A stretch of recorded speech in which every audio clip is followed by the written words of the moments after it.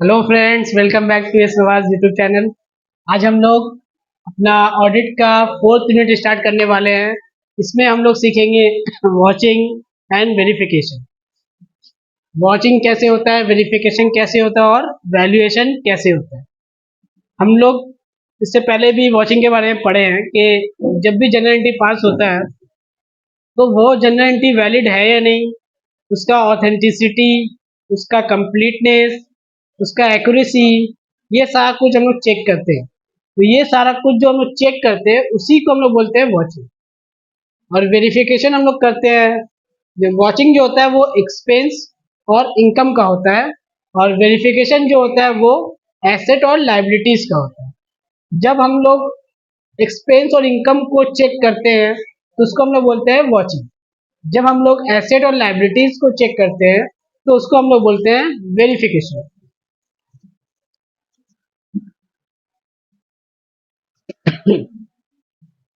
तो बिना time waste किए स्टार्ट करते हैं ये चैप्टर। पूरा कोशिश करेंगे कि आज ये चैप्टर कंप्लीट कर ले। इसके बाद भी हमारा 3 चैप्टर बाकी है जो उम्मीद है कि एग्जाम से पहले कवर हो जाएगा और फिर रिवीजन भी स्टार्ट करेंगे। Meaning of watching. वॉचिंग का मतलब होता है, वॉच का मतलब होता है मतलब सर्च करना। जित वॉचिंग हम पहले ही बताया कि वॉचिंग क्या होता है। जब हम लोग एक्सपेंस और इनकम को चेक करते हैं तो उसको हम लोग बोलते हैं वॉचिंग। और जब हम लोग एसेट और लायबिलिटीज को चेक करते हैं तो उसको हम लोग बोलते हैं वेरिफिकेशन या वैल्यूएशन। तो जितना भी मेरा बुक्स ऑफ एंट्रीज में जितना भी मेरा एंट्रीज है एक्सपेंस इनकम का, तो जनरल एंट्रीज का हम लोग एग्जामिनेशन करते हैं। उस एग्जामिनेशन के लिए हम लोग क्या करते हैं कि क्लाइंट से ऑडिटर क्या करता है, क्लाइंट से एविडेंस लेता है। ऑडिटर क्लाइंट से एविडेंस मांगेगा, क्लाइंट ऑडिटर को एविडेंस प्रोवाइड करेगा, और उसके बाद उस एविडेंस से ऑडिटर क्या करेगा, उस एविडेंस से मिलाएगा बुक्स ऑफ एंट्रीज को। मतलब एंट्री के हर एस्पेक्ट को एविडेंस से मिलाएगा। फॉर एग्जाम्पल के एंट्री में लिखा हुआ है कि 21 जनवरी को ये परचेस हुआ था, तो मेरे पास जो एविडेंस दिया, मतलब जो परचेस किया था परचेस का बिल है, तो परचेस के बिल में भी 21 तारीख डेट 21 जन होना चाहिए। उसके बाद एंट्री में है जनरल एंट्री में कि वो जो ट्रांजेक्शन है वो 50,000 का है। तो अब मेरे पास जो बिल हमको क्लाइंट दिया है उसमें भी पेमेंट जो होगा वो 50,000 का होना चाहिए। उसके बाद लिखा हुआ है कि मिस मिस एक्स से हम लोग वो चीज़ को खरीदे हैं, तो बिल में भी मिस एक्स होना चाहिए उसका नाम। तो ये सारा बहुत सारा क्राइटेरिया जिसको हम लोग चेक करते हैं, और इसको चेक करने के बाद हम लोग क्या करते हैं कि सेटिस्फाई होते हैं कि हाँ भैया ये करेक्ट है या ये रॉन्ग है। तो इसी प्रोसेस को, इसी प्रोसीजर को हम लोग बोलते हैं वॉचिंग।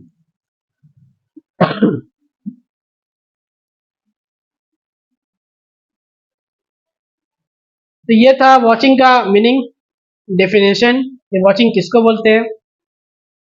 तो watching is the examination of the evidence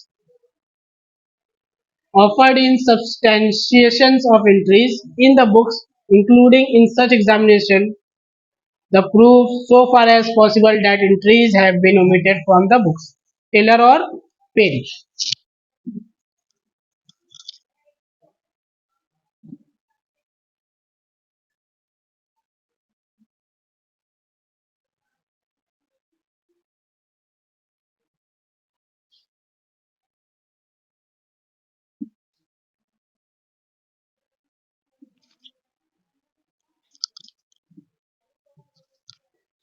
तो आगे बढ़ते हैं।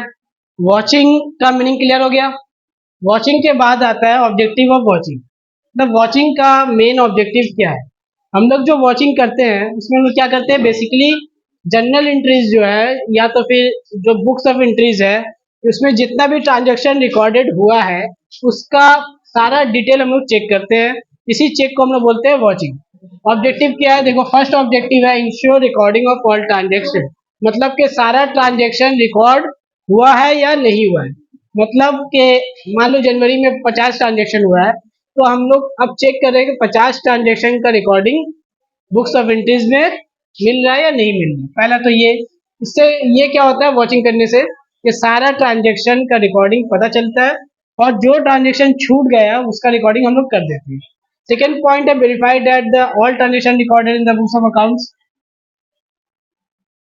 चेक कर, ये दो पॉइंट एक्सप्लेन हो चुका। पहला पॉइंट में बता रहा है कि इंश्योर करना कि सारा एंट्री सारा ट्रांजेक्शन रिकॉर्ड हुआ या नहीं हुआ, और फिर उसको वेरीफाई करना कि सारा ट्रांजेक्शन वैलिड है या नहीं। तो वैलिडिटी कैसे हम लोग चेक करते हैं? हम लोग वैलिडिटी चेक करते हैं। फॉर एग्जाम्पल तुमको 50,000 का बिल मिला है एविडेंस में, और 50,000 का ट्रांजेक्शन भी शो कर रहा है, तो उस 50,000 के एविडेंस को 50,000 वाले ट्रांजेक्शन से मैच करते हैं हम लोग। और जब मैच करते हैं तो हम लोग क्या क्या चीज़ देखते हैं? डेट देखते हैं, अमाउंट देखते हैं, उसके अलावा भी हम लोग बहुत सारी चीज़ देखते हैं, जैसे कि सेलर वेंडर का नाम क्या है। तो ये सारी चीज़ को हम लोग चेक करते हैं। उसके बाद क्या है? वेरीफाई डैट नो फ्रॉड और एरर हैज़ बीन कमिटेड। तो जब हम लोग वॉचिंग करते हैं तो सारा ट्रांजेक्शन हम लोग का चेक होता जाता है। जब सारा ट्रांजेक्शन चेक होता है तो उस ट्रांजेक्शन में जितना भी एरर होता है या जितना भी फ्रॉड होता है वो सारा भी चेक हो जाता है। उसके बाद to verify whether every transaction recorded has been adequately और ऑथेंटिकेटेड। देखो ऑथेंटिकेशन का मतलब क्या होता है?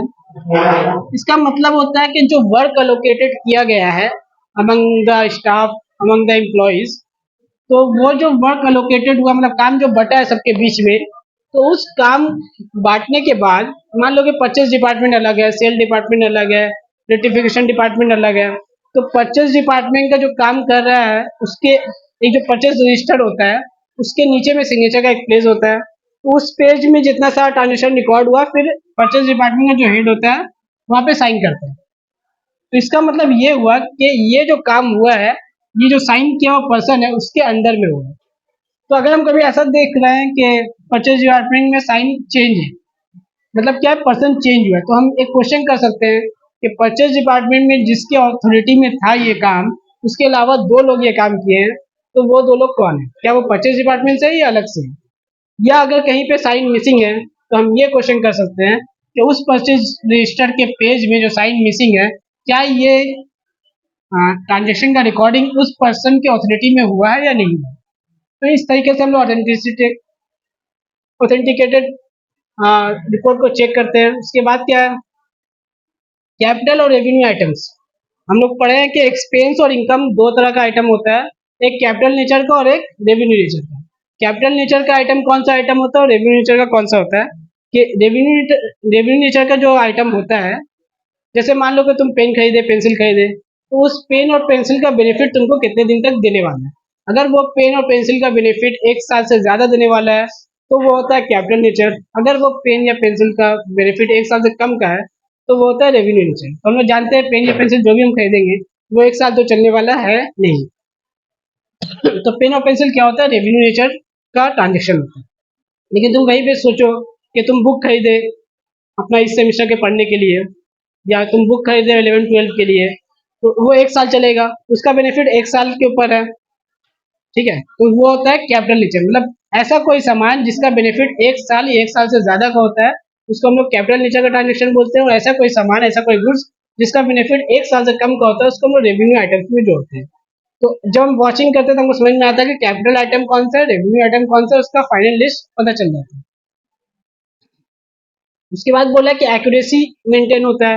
एक्यूरेसी कैसे होता है? जब हम लोग कोई भी रिकॉर्डिंग करते हैं, पोस्टिंग करते हैं लेजर का, तो लेजर के पोस्टिंग में फिर हम लोग टोटल करते हैं, तो टोटल सही है नहीं ये चेक करते हैं। वही टोटल हम लोग फिर उसी का सीडी हम लोग ट्रायल बैलेंस में ट्रांसफर करते हैं। तो ट्रायल बैलेंस में जो अमाउंट आता है वो सही है या नहीं सही है, carry forward carry brought down जो हुआ है इस मंथ से उस मंथ में, वो सही हुआ या नहीं हुआ। तो एक्यूरेसी इस तरह से हम लोग चेक करते हैं। उसके बाद है to verify that all the transaction connected with the business. उसके बाद जितना भी ट्रांजेक्शन रिकॉर्ड हुआ है वो बिजनेस ट्रांजेक्शन था या नहीं था, वो भी हम लोग को चेक करना होता है वॉचिंग में। कि हो सकता है कि पर्सनल यूज के लिए कुछ खरीदा प्रोप्राइटर, तो वो भी रिकॉर्ड हम यहाँ पे कर दिए, तो वो तो यहाँ पे रिकॉर्ड नहीं होना चाहिए था, क्योंकि वो पर्सनल यूज के लिए जो खरीदते हैं हम लोग उसका रिकॉर्डिंग हम लोग नहीं करते हैं बिजनेस में। जो बिजनेस से रिलेटेड होगा उसका रिकॉर्डिंग चाहिए। उसके बाद है to check vouchers properly dated.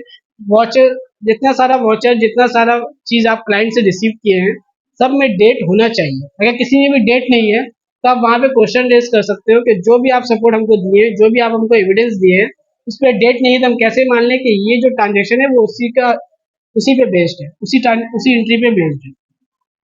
उसके बाद ट्रू एंड फेयर व्यू। उसके बाद रिलायबिलिटी ऑफ द फिगर।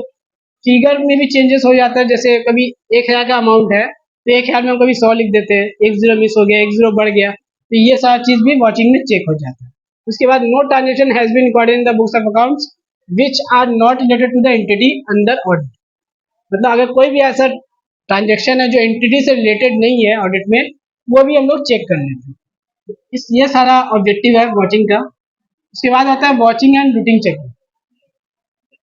देखो वॉचिंग क्या है, ज़्यादा टाइम कंज्यूमिंग, क्योंकि वॉचिंग हम लोग क्या करते हैं, हर ट्रांजेक्शन को चेक करते हैं।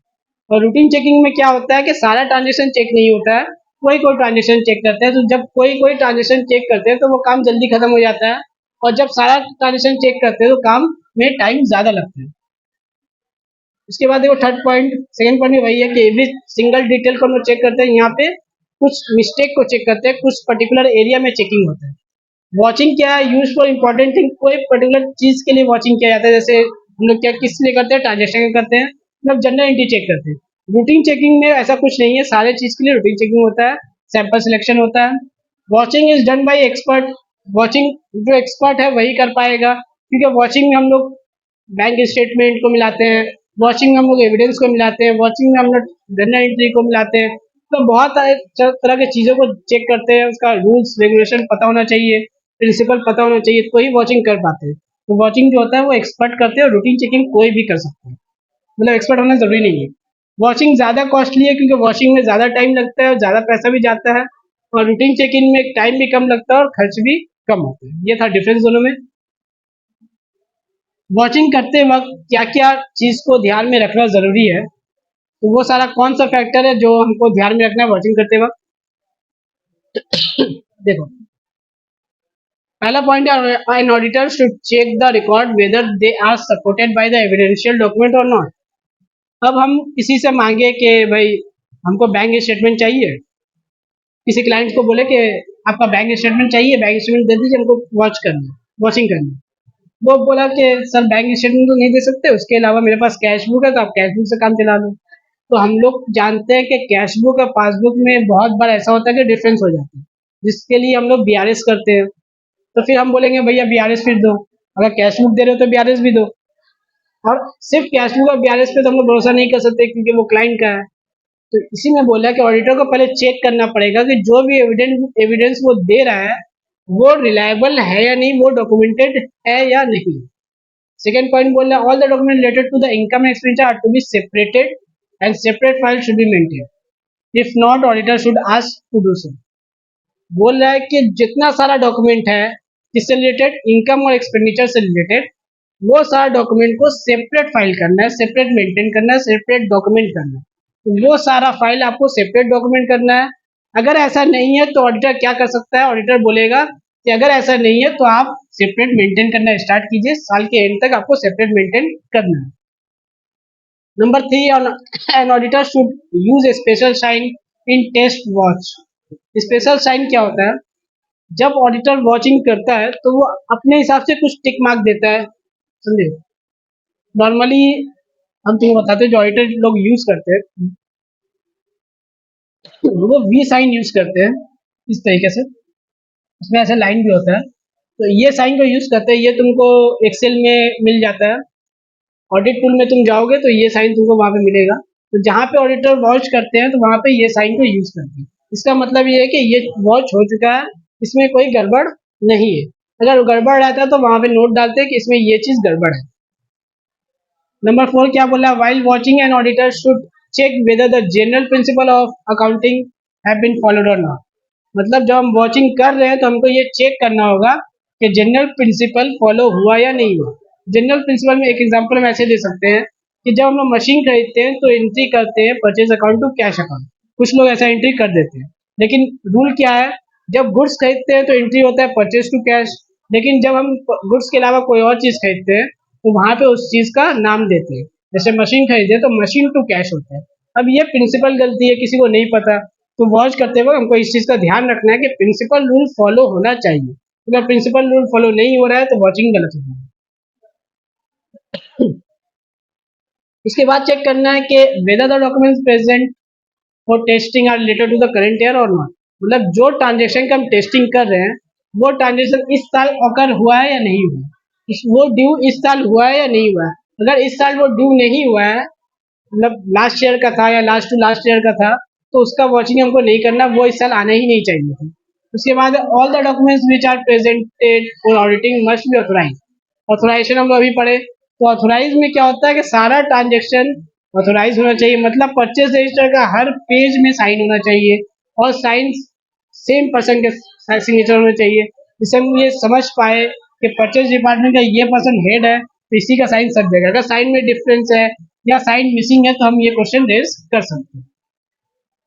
उसके बाद N auditor should ask duplicate copies of missing watcher.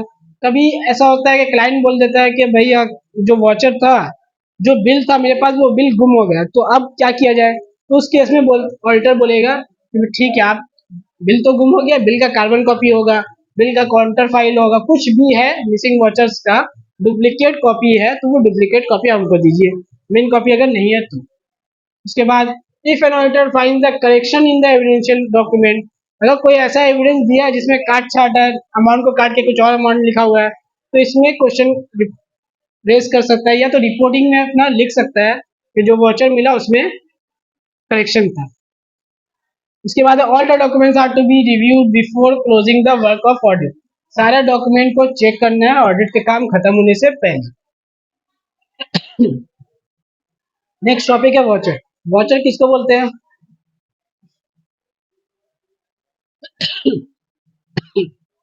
Auditor जो चीज मांगता है क्लाइंट से, तो ऑडिटर को क्लाइंट से मान लो कि purchase purchase transaction auditor check कर रहा था, तो परचेज परचेस ट्रांजेक्शन के लिए ऑडिटर क्या मांगेगा? Purchase bill. जब वो परचेस बिल मांगा, उस परचेस बिल को हम लोग क्या बोलेंगे? एविडेंस। और उस एविडेंस को हम लोग बोलते हैं वाउचर। मतलब वो सारा चीज जो एविडेंस के तौर पे काम करेगा जनरल एंट्रीज को वैलिड प्रूफ करने में, उसको हम लोग बोलेंगे वाउचर। इसमें कुछ भी हो सकता है, देखो like purchase invoice, copies of sale invoice, sale bill, debit credit note. Debit credit note हम लोग उस वक्त यूज करते हैं जब परचेज रिटर्न या सेल रिटर्न होता है तो। Bills, cash memos, copies of cash memos, उसका copy, carbon copy, counterfoil, paying slip, cancel cheque, receipt given by payee, agreements, minors. Minors बोलते हैं, ये कंपनीज में यूज होता है। मिनट्स, मिनट्स में क्या होता है कि यहाँ पे ये कॉमन है। मिनट्स में क्या होता है कि जो कंपनी सेक्रेटरी होता है वो कंपनी के हर मीटिंग को नोट डाउन करता है।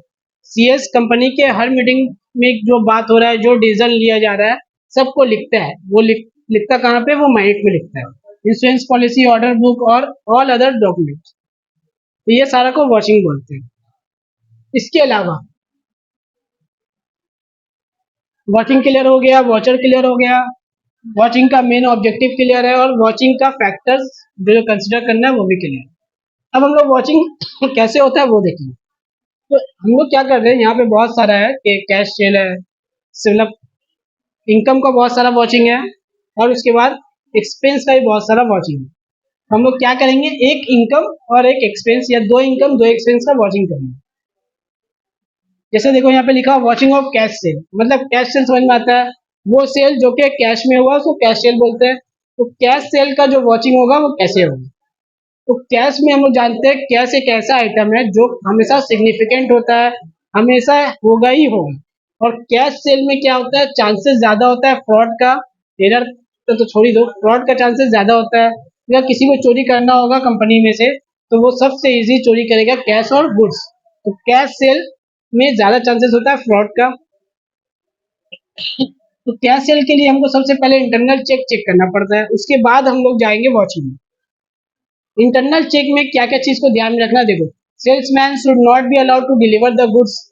जो सेल्समैन है, सेल्स पर्सन है, उसको अलाउ नहीं होना चाहिए पेमेंट रिसीव करने का या गुड्स डिलीवर करने का। अगर गुड्स डिलीवर करने का उसको या पेमेंट रिसीव करने का उसको अलाउ परमिशन मिल गया, तो जब भी वो पेमेंट रिसीव करेगा तो वो ज्यादा कम पेमेंट ज्यादा रिसीव कर सकता है और दिखा कम सकता है। इसलिए सेल्समैन को कभी भी अलाउड नहीं होना चाहिए पेमेंट रिसीव करने का। उसके बाद salesman should prepare 3 copies of the cash memos. Salesman क्या करेगा, 3 कॉपी बनाएगा कैश मेमो का। एक copy should be written in the booklet, 1 copy should be handed over to the customer, and 1 copy should be attached to the packet of the sold goods. तो 3 copy बनेगा, 3 copy में से एक copy जो होगा वो कस्टमर के पास, एक कॉपी जो होगा वो बुकलेट में, और एक कॉपी जो होगा वो अटैच होगा सोल्ड गुड्स के साथ। उसके बाद क्या, कस्टमर को वो प्रेजेंट करना पड़ेगा कॉपी कैशियर को पेमेंट रिसीव का। उसके बाद क्या, the customer should be asked to present his copy to cash memo at the delivery counter. Delivery counter में भी उसको दिखाना पड़ेगा, तब उसको डिलीवरी मिलना चाहिए। तो ये सारा कुछ चेक करने के बाद हम लोग वॉशिंग करेंगे। वॉशिंग में क्या करेंगे, check the counterfoil of cash sale. Cash sale का जो बिल है, काउंटर फॉइल है, उसको चेक करेंगे। उसका सारा आइटम चेक करेंगे, डेट, अमाउंट, पर्सन का नाम, सारा कुछ, कंपनी का नाम। उसका डिटेल चेक करने के बाद कंपेयर करेंगे daily total of the cashier seat of cash receipt with corresponding entries. उसके बाद उस काउंटर फॉइल से हम अपना ट्रांजेक्शन को मैच करेंगे कि सारा कुछ मैच कर रहा है या नहीं कर रहा है। तो ये होता है वॉचिंग ऑफ कैश सेल। वैसे है सेल ऑफ फिक्स एसेट। तो जब भी हम एसेट को सेल करते हैं तो वहां पे एक गेन या लॉस आता है, जो कि रियलाइज या अनरियलाइज गेन और लॉस होता है। तो जो रियलाइज गेन और या रियलाइज गेन और लॉस होता है वो कैसे आता है, वो फिक्स एसेट के सेल से आता है। तो जब भी हम लोग सेल करेंगे फिक्स एसेट का तो वहां पे एक आरजीएल होगा ही होगा। वो आरजीएल मतलब रियलाइज गेन भी हो सकता है और रियलाइज लॉस भी हो सकता है। तो हम लोग जब भी इसका चेक करेंगे, तो अगर किसी भी फिक्स एसेट को हम लोग चेक कर रहे हैं तो सबसे पहले ये चेक करना है कि बोर्ड मीटिंग में उसको सेल करने का डिसीजन लिया गया था या नहीं लिया गया। तो हमको माइनर्स चेक करना है।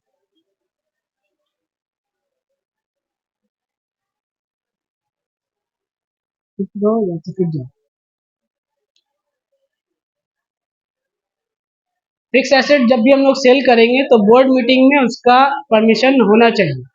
अगर बोर्ड मीटिंग में सीएस मेंटेन नहीं किया या नहीं लिखा है कि माइनर्स में के कोई भी फिक्स एसेट का सेल हो रहा है या मेजर फिक्स एसेट सेल हो रहा है, तो उसको हम लोग कंसीडर नहीं कर सकते। उसके बाद बोर्ड मीटिंग में रीजन तो होना ही चाहिए, या तो फिर सेल एग्रीमेंट और सेल कॉन्ट्रैक्ट होना चाहिए। अब कोई भी फिक्स एसेट सेल होगा तो उसका एग्रीमेंट या उसका कॉन्ट्रैक्ट बना हुआ होगा।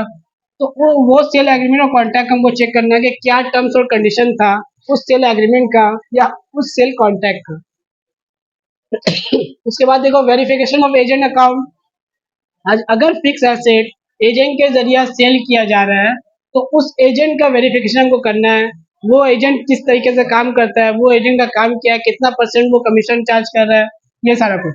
उसके बाद profit and loss on sale of fixed asset. उसके हम चेक करेंगे कि उस फिक्स एसेट को जो हम सेल किए हैं उसमें प्रॉफिट आया, लॉस आया, और कितना आया, कितना आना चाहिए, हम रिकैलकुलेशन करेंगे, रिपरफॉर्मेंस करेंगे। उसके बाद जज करेंगे। Authorization of sale of fixed asset. Sale fixed asset जो सेल होगा उसका अथॉरिटी जिस पर्सन के पास है, सेल करते वक्त उस पर्सन का सिग्नेचर होना चाहिए। अगर सिग्नेचर है तो अथॉरिटी के अंदर सेल हुआ है, अगर सिग्नेचर नहीं है तो अथॉरिटी के बाहर सेल हुआ है। Sale proceed of fixed asset should be credited to the fixed asset account. Sale proceed मतलब जैसे परचेज का हम तुमको बताए कि परचेज जब करते हैं गुड्स का तो वहाँ पे परचेज अकाउंट यूज करते हैं, और सेल जब करते हैं गुड्स का तो वहाँ पे सेल अकाउंट को यूज करते हैं। लेकिन गुड्स के अलावा जब भी कोई चीज परचेज या सेल होगा, मान लो कि मशीन परचेज या सेल कर रहे हैं, तो परचेज और सेल की जगह पे हम लोग मशीन अकाउंट डालेंगे। तो जब भी सेल होगा कैश में अगर हो रहा है तो कैश टू मशीनरी होना चाहिए था, तो मशीनरी अकाउंट से डिडक्ट हुआ या नहीं हुआ है वो हमको चेक करना है। तो ये होता है vouching of sales fixed asset. उसी तरीके से इंटरेस्ट, डिविडेंड रिसीव्ड है, बहुत तरह का है। कैश रिसीव फ्रॉम डेटर है। अब दो एक्सपेंस का कर देते हैं। कैश सेल का हम लोग किए थे। कैश परचेज का देखो, वॉचिंग ऑफ कैश परचेज हम लोग क्या करेंगे, examine the payment in the cash book. अगर हम लोग कोई भी चीज परचेज कर रहे हैं तो परचेज का इफेक्ट कहाँ आएगा, परचेज का इफेक्ट जैसे नॉर्मलिटी क्या होता है, purchase account to cash account. तो जब purchase account to cash account होता है तो उसका लेजर पोस्टिंग हम लोग करते हैं, तो कैश अकाउंट में लेजर में आता है बाई परचेज अकाउंट। तो कैश अकाउंट क्या है, कुछ नहीं है, कैश अकाउंट कैश बुक को बोलते हैं। तो कैश बुक में उसका पेमेंट हमको चेक करना है कि जो पेमेंट दिखाया गया ट्रांजेक्शन में एंट्री में वो पेमेंट कैश बुक में मेंशन है या नहीं। उसके बाद एग्जामिन स्टॉक लेजर। स्टॉक का लेजर क्यों चेक करना है, क्योंकि स्टॉक मान लो 10,000 का था और हम 5,000 का स्टॉक को सेल कर दिए, तो कैश बुक में तो आएगा ही आएगा बात, और उसके अलावा क्या होगा, स्टॉक से कम हो जाएगा। तो जब स्टॉक से कम होगा तो स्टॉक को भी चेक करना है। उसके बाद रूटीन चेकिंग करना है, मतलब हमेशा का ये चेक करते रहना है कि अर्थमेटिकल एक्यूरेसी सही है नहीं सही है, टोटलिंग सही है नहीं सही है। उसके बाद ब्रॉड डाउन कैरिड डाउन अच्छे से हो रहा है या नहीं हो रहा है, ये सारा कुछ तो चेक कर लेंगे। उसके बाद है vouching of wages and salary. एक और पॉइंट लेते हैं वेजेस और सैलरी वाला। और कुछ नहीं, दो पॉइंट लेंगे इसका। वेजेस और सैलरी किसको बोलते हैं, देखो जब किसी एम्प्लॉय जो डेली वेज मतलब डेली वर्कर होता है या तो फिर वीकली होता है, तो उसको हम लोग वेज देते हैं, उसको जो देते हैं उसको बोलते हैं हम लोग वेज। और जब कोई ऑफिस एम्प्लॉय होता है तो उसको हम लोग बोलते हैं सैलरी। तो एक कंपनी के अंदर वेज भी प्रोवाइड हो सकता है, सैलरी भी प्रोवाइड हो सकता है। तो जब भी वेज और सैलरी प्रोवाइड होता है तो हम लोग एंट्री क्या करते हैं, wages account debit to cash account या salary account debit to cash account. तो कैश अकाउंट मतलब क्या हो रहा है कि कैश जा रहा है तो कैश बुक में उसका एंट्री होगा, तो हम कैश बुक से मैच करेंगे कि वो एंट्री कैश बुक में मौजूद है या नहीं है। उसके बाद हम क्या चेक करेंगे, पे रोल समरी। जब भी पेमेंट होता है एम्प्लॉयज को तो एक पे रोल रजिस्टर बना हुआ है, उस पे रोल रजिस्टर में हम देखेंगे कि कौन कौन से एम्प्लॉय को पेमेंट हुआ, उसका टोटल करेंगे। तो मान लो 1 लाख टोटल आ रहा है तो 1 लाख कैश बुक में माइनस हुआ होगा, ये चेक करना है हमको। इसके अलावा भी वेज और सैलरी में हम लोग और भी बहुत तरह का चीज़ देखते हैं, जैसे इनकम टैक्स को देखते हैं, या तो फिर और भी बहुत तरह चीज़ देखते हैं, जैसे बोनस मिला है एम्प्लॉय को टाइम पे या नहीं, कितना बोनस मिला है ये भी हम लोग चेक करते हैं। ये सारा चीज़ है ना, मैम गई, वो सारा चीज़ हम लोग चेक करते हैं। तो ये सारा चीज़ हमको चेक करना पड़ता है वॉचिंग में।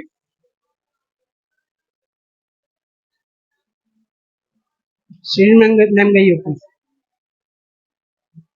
वो सारा चीज़ हमको चेक करना पड़ता है वॉचिंग में। उसके बाद देखो vouching of payment to creditor है, वॉचिंग ऑफ एडवर्टीजमेंट एक्सपेंस। तुम लोग एक बार पढ़ना, अगर नहीं समझ में आए तो नेक्स्ट क्लास में हम एक दो और ले लेंगे, ऐसे दो तो ले ही चुके हैं। ट्रैवलिंग एक्सपेंस, सब में उसी टाइप का सिमिलर टाइप का काम है। उसके बाद वेरिफिकेशन स्टार्ट होता है। तो वॉचिंग क्लियर हो गया। वॉचिंग में क्या हम लोग सीखे कि वॉचिंग किसका होता है, एक्सपेंस और इनकम का वॉचिंग होता है। और वेरिफिकेशन और वैल्यूएशन किसका होता है, एसेट और लायबिलिटी का। मतलब एक्सपेंस और इनकम को जो हम लोग चेक करेंगे तो हम लोग क्या बोलेंगे, वॉचिंग। और एक्सपेंस और लायबिलिटी को जो हम लोग चेक करेंगे तो हम लोग बोलेंगे वेरिफिकेशन या वैल्यूएशन।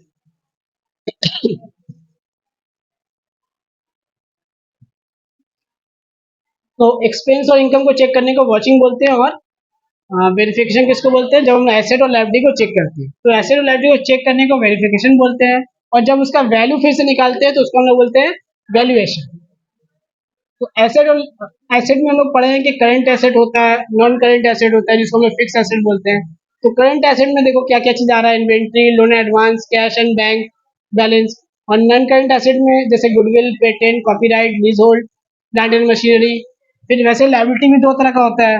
नॉन करंट लायबिलिटी में जैसे सेक्योर्ड लोन, क्रेडिटर वगैरह आता है। और करंट लायबिलिटी में ट्रेड पेबल, सिंडिकेटर, ये सारा चीज़। वेरिफिकेशन ऑफ एसेट का मतलब कि एसेट को वेरीफाई करना। देखो एसेट को वेरीफाई कुछ चीज़ों से हम लोग कर सकते हैं, जैसे उसका एग्जिस्टेंस चेक करके। सबसे पहले हम लोग ये चेक करेंगे कि जो एसेट बुक्स ऑफ अकाउंट में शो कर रहा है बैलेंस शीट में, वो एसेट सच में मौजूद है या नहीं। मतलब कि मान लो बोल रहा है कि 20 लाख का एसेट है इस एड्रेस पे, तो उस एड्रेस पे कोई वैसा बिल्डिंग है या नहीं है, ये चेक करना है। इसको बोलते हैं वेरिफिकेशन। एसेट है, एग्जिस्टेंस है, अब वो एग्जिस्टेंस तो है, अब वो रिलेटेड टू एंटिटीज है या नहीं है, मतलब वो किसके नाम पे, ओनरशिप किसका है। तो ओनरशिप हम लोग चेक करते हैं। ओनरशिप चेक करते हैं मतलब किसके नाम पे है। अब उसके बाद चेक करते हैं कि वो किसके पास है, पोजीशन उसका किसके पास है। मतलब वो भाड़े पे दिया हुआ होगा तो किसी और के पास होगा, तो उससे रेंटल इनकम आ रहा होगा, तो ये सारी चीज़ को नोटिस करना पड़ता है। उसके बाद क्या, एग्जिस्टेंस चेक किए, ओनरशिप चेक किए, पोजीशन चेक किए, ये सारा चीज़ को चेक करने को हम लोग बोलते हैं वेरिफिकेशन। तो वेरिफिकेशन किस चीज़ का किया जाता है, एसेट और लायबिलिटीज का। कैसे किया जाता है, एग्जिस्टेंस, कंप्लीटनेस, पोजेशंस और ओनरशिप को चेक कर, ये सारा चीज़ को चेक करने को हम लोग बोलते हैं वेरिफिकेशन। तो वेरिफिकेशन ऑफ एग्जिस्टिंग एसेट, जो एसेट पहले से मौजूद है बुक्स ऑफ अकाउंट में, उसका वेरिफिकेशन करते हैं। तो वेरिफिकेशन ऑफ एग्जिस्टिंग एसेट्स होता है, मतलब जो एसेट मौजूद है तो हम लोग कैसे कर सकते हैं, फिजिकल वेरिफिकेशन कर सकते हैं। उस एसेट के एड्रेस पे गए और चेक किए वो एसेट है या नहीं। अगर मशीन है तो फैक्ट्री में गए चेक किए मशीन है या नहीं है। अब उस मशीन का वैल्यूएशन तो करेंगे, वो अलग चीज़ है। तो वेरिफिकेशन ऑफ एग्जिस्टिंग एसेट मतलब जो एसेट पहले से मौजूद है उसको वेरीफाई करना, उसका ओनरशिप चेक करना। ओनरशिप चेक कैसे करेंगे, सेल एग्रीमेंट से, परचेज एग्रीमेंट से ओनरशिप चेक हो जाएगा। पोजीशन कैसे चेक होगा, उसके ऊपर अभी कौन रह रहा है, अगर कोई रेंट है में है तो रेंटल एग्रीमेंट होगा। उसके बाद हम लोग क्या सीखे थे, एग्जिस्टेंस। तो एग्जिस्टेंस चेक करने के लिए हमको फिजिकल अपीयरेंस दिखाना पड़ेगा। उसके बाद देखो वैल्यूएबल एसेट, कुछ एसेट ऐसा होता है जो वैल्यूएबल होता है, जिसका मतलब जैसे बिल्डिंग हो गया, तो बिल्डिंग का वैल्यू या लैंड का वैल्यू जो है, लैंड का जो बेसिकली वैल्यू है वो हमेशा अप्रिशिएट होता है, डिप्रिशिएट कभी नहीं होता है। लैंड का वैल्यू हमेशा बढ़ेगा ही बढ़ेगा। तो जब भी लैंड का वैल्यू बढ़े तो वो सारा वैल्यूएबल एसेट होता है जिसको वैल्यू बार बार हर साल करना पड़ता है। तो पिछले साल मान लो लैंड का 10 लाख का, तो इस साल लैंड का वैल्यू बढ़ा होगा और बढ़ के कुछ 11 लाख, 11.5 लाख, 12 लाख हुआ होगा। तो ये होता है वैल्यूएबल एसेट्स। उसके बाद है ऑथोरिटी ऑफ एग्जिस्टेंस। एग्जिस्टेंस का ऑथोरिटी किसके पास, मतलब वो जो एसेट है मेरे पास, वो एसेट सच में है या नहीं है, और उस एसेट का ओनर सच में मेरा क्लाइंट है या नहीं, ये चेक करने को ऑथोरिटी ऑफ एग्जिस्टेंस बोलते हैं। तो आज हम लोग पढ़े वॉचिंग, वॉचिंग के बाद वॉचर्स, वॉचर्स के बाद objective of vouching, objective of vouching के बाद factor to be considered in vouching. उसके बाद हम लोग क्या पढ़े कि वॉचिंग ऑफ एक्सपेंस, फिर वॉचिंग ऑफ इनकम, उसके बाद वेरिफिकेशन, और लास्ट में अभी हम लोग पढ़े verification of assets. Next day हम लोग वेरिफिकेशन ऑफ एसेट के साथ साथ valuation of asset, verification of liabilities और verification of valuation of liabilities भी करेंगे। तो आज इतने ही रखते हैं। इसके बाद मैथ्स की क्लास है, तो आप लोग मैथ्स क्लास कीजिएगा। 5 मिनट में मैथ्स क्लास स्टार्ट करते हैं। Thank you.